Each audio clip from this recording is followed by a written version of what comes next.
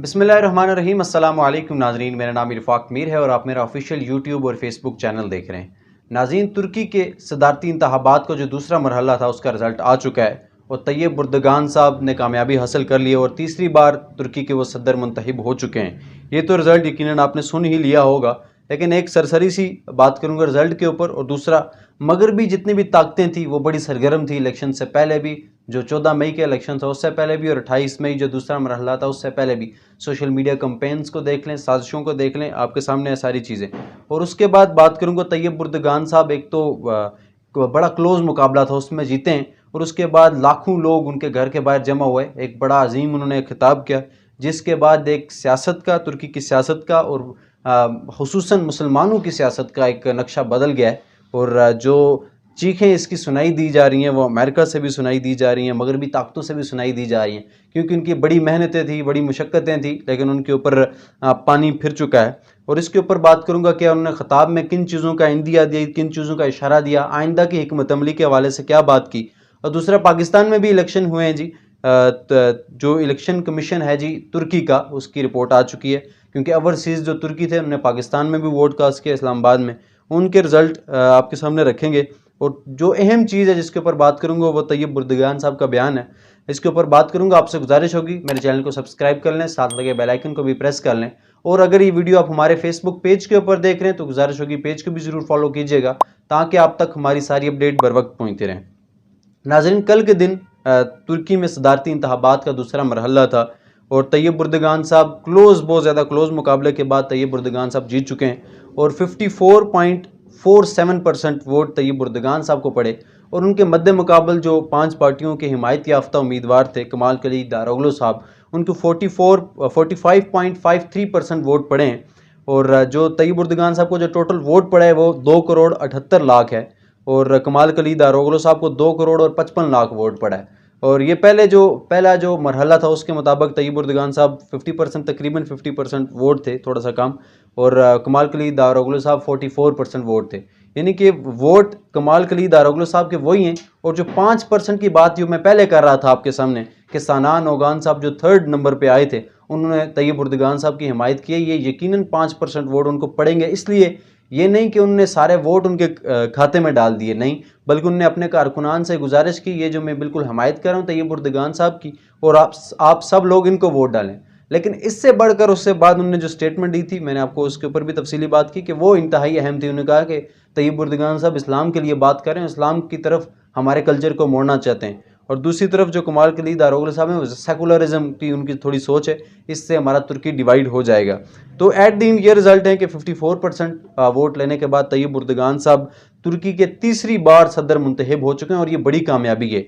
इसका अंदाज़ा आप इस बात से लगा लें कि 28 अगस्त 2014 को तैयब एर्दोगान साहब तुर्की के पहली बार सदर मुंतखब हुए थे, और जब वो सियासत में आए, सियासत में वो 2003 में आए थे बतौर वज़ीर आज़म, और उसके बाद से वो इक़्तिदार में ही रहे हैं और वो बाहर नहीं जा सके। इससे उनकी हॉनेस्टी का, इनसे उनकी मुखलिसी का, उनकी काबिलियत का आप लोग अंदाज़ा लगा सकते हैं कि उनके साथ कितने लोग खड़े।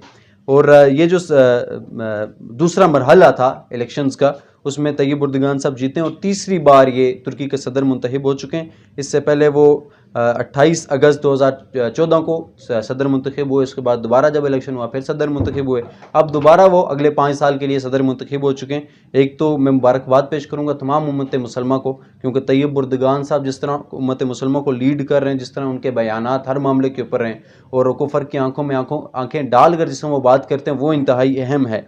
और तैयब एर्दोगान साहब के बारे में ज़रा थोड़ा डिस्कस करते हैं। 26 फरवरी 1954 में उनकी तारीख़ पैदाइश है ये, और तुर्की के शहर रेज़ा में उनकी जो बर्थ है, विलादत हुई थी। और उसके बाद वो जो उनकी पार्टी है उसका नाम जस्टिस एंड डेवलपमेंट पार्टी है। जस्टिस एंड डेवलपमेंट के नाम से वो सियासत में आए, लेकिन इस्लाम के लिए जो उन्होंने खिदमात सर अंजाम दी वो ज़्यादा वाज़ेह हैं। और उसके बावजूद एक और चीज़ जिसको कभी भी अंडर एस्टिमेट नहीं किया जा सकता, मैंने आपको पहली वीडियो में बताया कि आज से 30 साल पहले जो तुर्की की हालत थी पाकिस्तान से भी गई गुजरी थी, और उसके माशी हालात, सियासी हालात, सकाफ़ती हालात, बिल्कुल बुरी हालत वहाँ पर हो चुकी थी। غربت بیروزگاری، لیکن طیب اردگان صاحب ایک ایسا نام وہاں پر آیا کہ جس نے ایک یو ٹرن ترکی کو دلوا دیا. لیکن تھوڑا سا ٹاپک کو شارٹ کرتے ہیں، ایک پوائنٹ ٹو پوائنٹ ڈسکشن کرتے ہیں. جو اہم چیز جس کے اوپر بات کروں گا وہ یہ ہے کہ طیب اردگان صاحب کل جیتے، اس کے بعد لاکھوں عوام ان کے گھر کے سامنے آ گئی اور جمع ہوئی، اور جہاں پر طیب اردگان صاحب نے ایک خطاب کیا جس کے بعد کفر کی ٹانگیں کام چکی ہیں. کیونکہ اہم چیز جو آپ نے سنی ہوگی، کیونکہ میڈیا چینلز اس کے اوپر بات کریں، لیکن جس پہلو کے اوپر میں بات کرنے لگوں وہ بڑا امپورٹنٹ ہے. کیوں انہوں نے کہا کہ آج کا دن، یعنی کہ جو رزلٹ ہے وہ اناؤنس ہوا ہے 29 مئی کو، یعنی کہ آج کے دن اناؤنس ہوا ہے. کل کے دن جو حتمی اس کا رزلٹ ہے وہ آج اناؤنس ہوا ہے. تو آج ہی کے دن ہمیں گورنمنٹ ملی ہے. تمام لوگوں کا شکریہ ادا کروں گا جن نے ہمیں ایک بار پھر یہ ذمہ داری دی ہے، اور انشاءاللہ ہم کوشش کریں گے ترکی کو اسی طرح آگے لے کے چلیں. انہوں نے کہا کہ انشاءاللہ اللہ کے حکم سے یہ جو صدی ہے یہ ترکی کی صدی ہوگی، اور اس کو ہم ثابت کر کے رہیں گے. انہوں نے اہم بات یہ کی کہ سلطنت عثمانیہ نے آج اس کو 570 سال مکمل ہو چکے ہیں جب انہوں نے استنبول فتح کیا تھا، اور اس استنبول فتح کرنے کے بعد وہ یو ٹرن ایک ثابت ہوا تھا ترکی کے لیے اور سلطنت عثمانیہ کے لیے، اور خصوصاً اسلامی جتنے بھی پسند لوگ ہیں ان کے لیے، کہ سلطنت عثمانیہ نے جو جھنڈے گاڑے تھے وہ ایک عظیم آٹومن امپائر رہی تھی، اسلام کا ایک مضبوط قلعہ رہا تھا، مضبوط فوج تھی، مضبوط ایک نظام، اسلامی نظام قائم کیا تھا سلطنت عثمانیہ نے. اور اس کے بعد ایک یو ٹرن ثابت ہوا. انہوں نے کہا بالکل اسی طرح ہی ہم انشاءاللہ اللہ کے حکم سے اب یو ٹرن لینے والے ہیں. اور جس طرح طیب اردگان صاحب نے ترکی کو جو پہلے آج سے 15-20 سال پہلے جو سیکولرزم کی طرف، مغرب کی طرف بھاگ رہا تھا، اس کو اسلام کی طرف لایا، اس کا اندازہ آپ ترکی کے ڈراموں سے لگا رہے ہیں. کسی بھی تعارف کا محتاج نہیں ہے وہ ڈرامہ ارطغرل غازی، کلوس عثمان، یہ ڈرامے تو آپ سب لوگوں نے ایز اے پاکستانی تو سب نے دیکھے ہوں گے. ان میں جہاد کا ہی جذبہ بتایا گیا ہے، اسلام کے شاعر کے اوپر ہی بات کی گئی ہے، اور پاکستانی ڈرامے جب وہاں پر دیکھ لیں تو ان کی بات ہی الگ ہے. تو انہوں نے کہا کہ ہم اب انشاءاللہ یہ اس جو صدی ہے اس کو ترکی کی صدی بنانے جا رہے ہیں. اور انہوں نے بات کی، اپوزیشن کو مخاطب کرتے ہوئے بات کی کہ ان کی یہ ہار نہیں ہے، کوئی بھی ہارا کوئی بھی جیتا نہیں ہے، یہ ترکی کے 8.5 کروڑ عوام کی فتح ہے. اور انشاءاللہ ہم سب مل کے چلیں گے، اگر منظم رہیں گے تو ہم آگے بڑھ سکیں گے. تو یہ ایک بڑی اہم مثال ہے. آج کل تو ہمارے پولیٹیکل لیڈر ایک دوسرے کا نام بھی لینا گوارا نہیں کرتے، لیکن جیت کے بعد، اب الیکشن کے دوران نہیں، جیت کے بعد انہوں نے ان لوگوں کا نام لیا. انہوں نے کہا ہم مل کے چلیں گے، آپ کی ہار نہیں ہے. انشاءاللہ یہ ترکی کی فتح ہے. جن لوگوں نے ہمیں دوبارہ جو ذمہ داری دی ہے اس کے اوپر شکریہ ادا کرتا ہوں. اور پاکستان میں الیکشن کے اوپر سرسری سی بات کرتا ہوں. پاکستان میں بھی اوورسیز جتنے بھی ترکی تھے انہوں نے ووٹ کاسٹ کیا. ایک تو 14 مئی کو جو رزلٹ آئے تھے وہ طیب اردگان صاحب کو 261 ووٹ پاکستان سے پڑے تھے، اور کمال کلید داروغلو صاحب دوسرے نمبر پر تھے، 102 ووٹ ان کو پڑا تھا. ابھی طیب اردگان صاحب کی پاپولیرٹی اور اضافہ ہوا ہے. اوورسیز ترکیز میں بھی 306 ووٹ اب پڑے ہیں ان کو، طیب اردگان صاحب کو، اور کمال کلید داروغلو صاحب کو 108 ووٹ پڑا ہے پاکستان میں. یعنی کہ جو ترکی کے الیکشن کمیشن ہے اس کی رپورٹ کے مطابق پاکستان میں طیب اردگان صاحب ایک بار پھر جیت چکے ہیں. لیکن جو پاورز تھی، جو یورپی طاقتیں تھیں، جو سوشل میڈیا کے خصوصاً میں پوسٹ دیکھتا تھا ان کی نیوز چینلز، تو وہ بڑا پروپوگنڈا تھا جی طیب اردگان صاحب کے خلاف، کیونکہ اسلام کے متعلق وہ بات کرتے ہیں، اور اس کے اوپر کوئی بھی بندہ میرے خیال سے سوالیہ نشان نہیں اٹھا سکتا. ان کی خدمات کے اوپر جس طرح وہ اسلام کے لیے بات کرتے رہے، جس طرح ترکی کو وہ اسلام کی طرف لے کے آئے پچھلے کئی عرصے سے. تو اب جو کمال کلید داروغلو صاحب تھے ان کو بڑی آشیرواد حاصل تھا مغربی طاقتوں کا، اور وہ سیکولرزم کی ایک سوچ لانا چاہ رہے تھے ترکی میں، تو جس کا ذکر سنان اوغان صاحب نے کیا، لیکن خیر وہ اس میں کامیاب نہیں ہو سکے.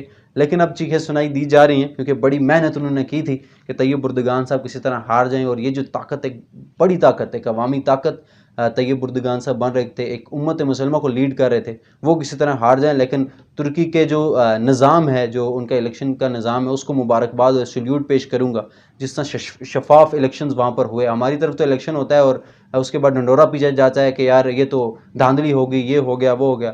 تو کوئی میرے خیال سے جو کونسلر کا بھی الیکشن ہوتا ہے تو 2-3-4 بندے خواہ مخواہ مارے جا جاتے ہیں، اور افراتفری کا ایک عالم ہوتا ہے، لڑائی جھگڑے فساد. یہ ترکی میں نہیں دیکھنے میں آیا. پرامن الیکشن ہوئے، شفاف الیکشن ہوئے.